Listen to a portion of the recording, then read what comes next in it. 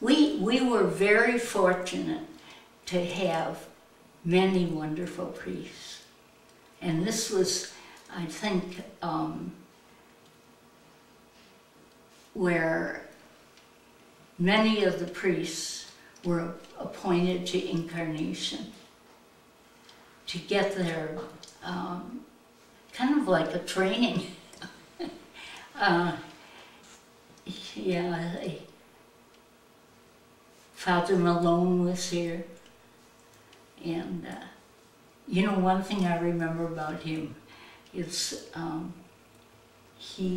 they all lived in the rectory at that time, and he would always talk about the bats and going to bed with a tennis racket, you know. He had a great sense of humor. I wanted to tell you a little story about myself and bats. We lived on 40th and Colfax, and we had a big front porch. We had a piano out there, in fact. And the girls and I were out on the porch, and I was over by the piano, and there was a bat there. I'm ashamed to say, I took off, ran in the house, shut the door, and left all the kids out on the porch with the bat. Isn't that terrible? Father Goldman I always thought was so precious. You know, he had this great face. He was so friendly with everybody. The kids all loved him. And we're very fortunate to have him today. You know, he'll be at our centennial. And then Father Mertz, very good priest. Yeah. And Father Tui, well, he's the one that really got us into the Cana. You know, he was great.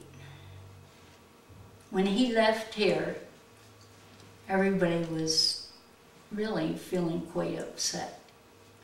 And it wasn't too long after he went to Belle Plaine that he had a fatal heart attack. Father Monahan has been here 31 years. So he has shared in a lot of our family life. You know, he was there for baptisms, for first communions. And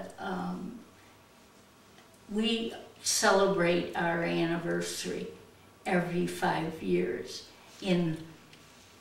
not always in a big way, but he's always been at those.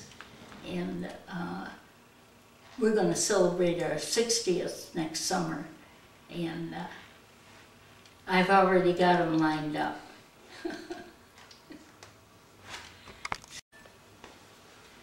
Women's Club was very active, and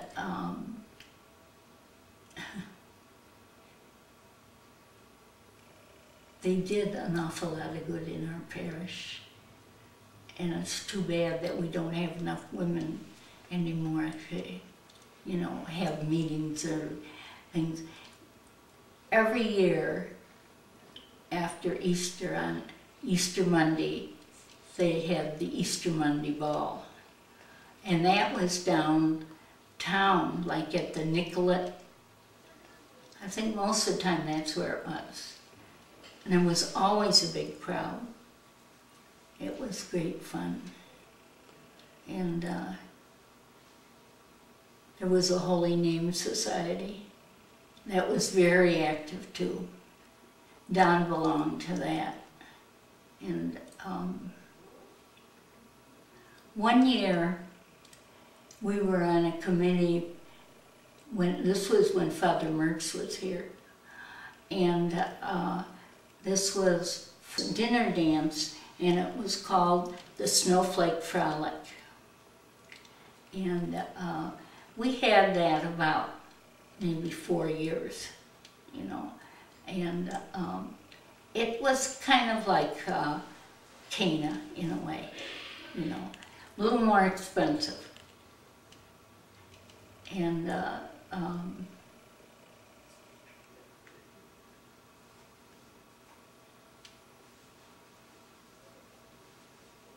I think that was one of the last things that we had here in the way of social.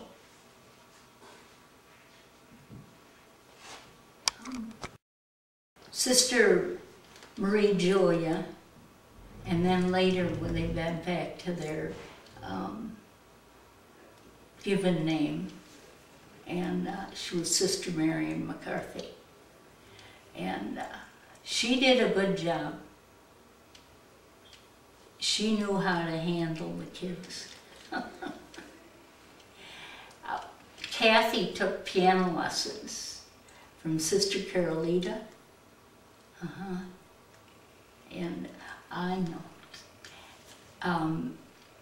Sister Michael Mary had a class of 4th grade, I think it was. Maybe it was 3rd.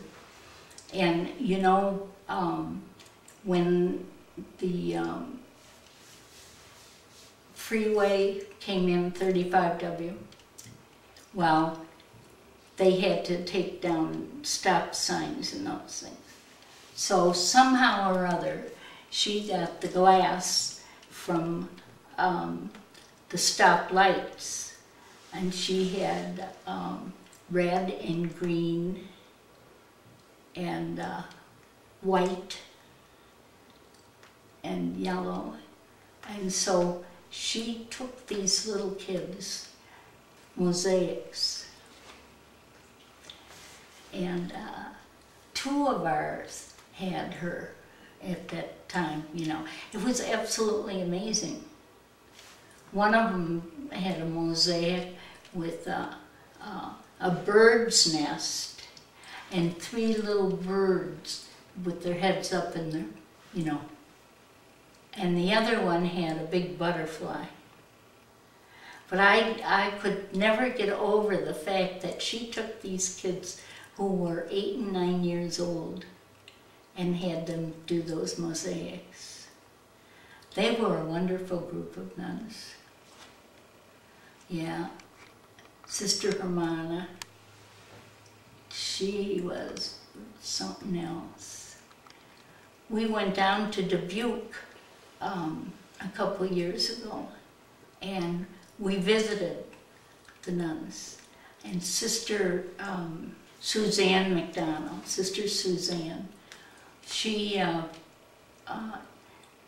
took us on a tour of the whole place. And not too many were there that we knew. However, it was really enjoyable. And we saw Sister Hermana at that time in her room with all her books and writings and everything. It was a good trip to visit the nuns who were so kind and loving to our parish.